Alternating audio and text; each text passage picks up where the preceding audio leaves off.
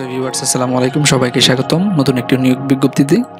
তো আজ আমি আপনাদের সামনে জনপ্রশাসন মন্ত্রণালয়ের মুদ্রণ ও প্রকাশনা অধিদপ্তরের একটি নিয়োগ বিজ্ঞপ্তি নিয়ে এসেছি। সম্প্রতি বিজ্ঞপ্তিটি প্রকাশ করেছে, আপনারা অনলাইনে আবেদন করতে পারবেন। তো দেখে নিই আমরা কী কী পদ রয়েছে।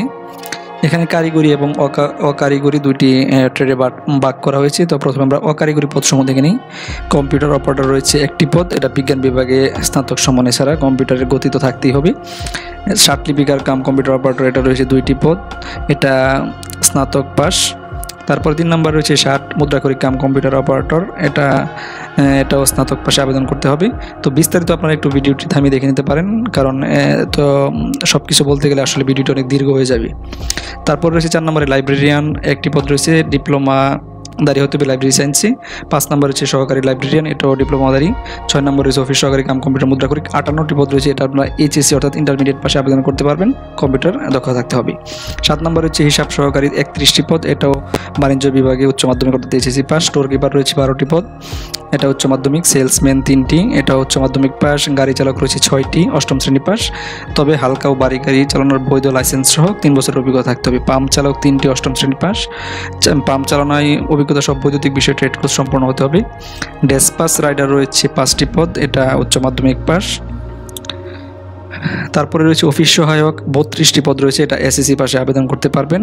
নিরাপত্তা পরে রয়েছে 18টি, এটা 8ম শ্রেণী পাশে আবেদন করা যাবে। পোর্টার রয়েছে 130টি, এটা 8ম শ্রেণী পাশে আবেদন করতে পারবেন। পরিচ্ছন্নতা কর্মী 2টি, এটা 8ম শ্রেণী পাশে আবেদন করা যাবে, তবে জাত হরিজন সম্প্রদায়ের জন্য শিথিলযোগ্য। তারপরে রয়েছে কারিগরি পদসমূহ।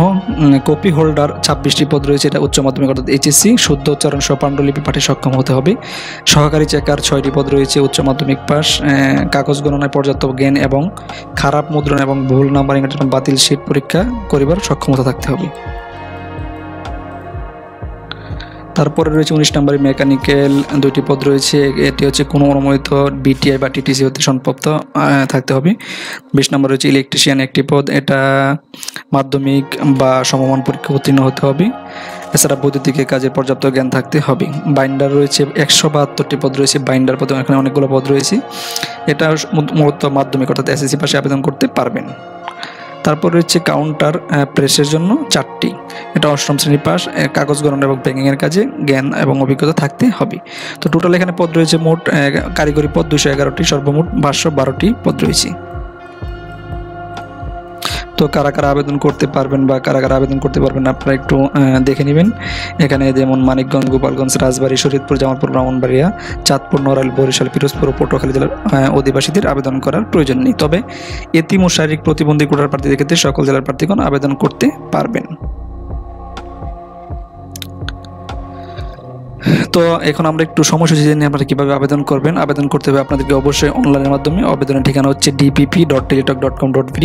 আবেদনের শুরুর তারিখ হচ্ছে 1/11/2023 সকাল 10 ঘটিকায় এবং শেষ সময় হচ্ছে 30/11/2023 বিকাল 5টায়, অর্থাৎ 1 নভেম্বর থেকে 30 নভেম্বর পর্যন্ত আপনারা অনলাইনের মাধ্যমে আবেদন করতে পারবেন এবং পরবর্তী 72 ঘন্টার মধ্যে এসএসসির মাধ্যমে পরীক্ষার ফি জমা দিতে পারবেন। আবেদন করতে আপনাদের প্রয়োজন হবে শিক্ষাগত যোগ্যতা তথ্যসমূহ, এছাড়া জন্ম নিবন্ধন অথবা এনআইডি, তাছাড়া এক কপি ছবি এবং স্বাক্ষর প্রয়োজন হবে। এখন আমরা একটু খরচটা দেখে নিই। আপনাদের আবেদন ফি হচ্ছে 13 হতে 16তম গ্রেডের পদের জন্য 223 টাকা এবং 17 থেকে 20তম গ্রেডের জন্য 112 টাকা টেলিটকের মাধ্যমে ফি জমা দিতে হবে। তো এই ছিল তো মূলত আজকের ভিডিও। যারা আবেদন করতে চান মুদ্রণ ও প্রকাশনা অধিদপ্তরে, আপনারা যোগ্যতা অনুযায়ী আবেদন করতে পারবেন অনলাইনে। তো সকলে ভালো থাকবেন আর নতুন নতুন চাকরির খবর পেতে আমার চ্যানেলটি সাবস্ক্রাইব করে রাখবেন। আজ এ পর্যন্তই, আল্লাহ হাফেজ।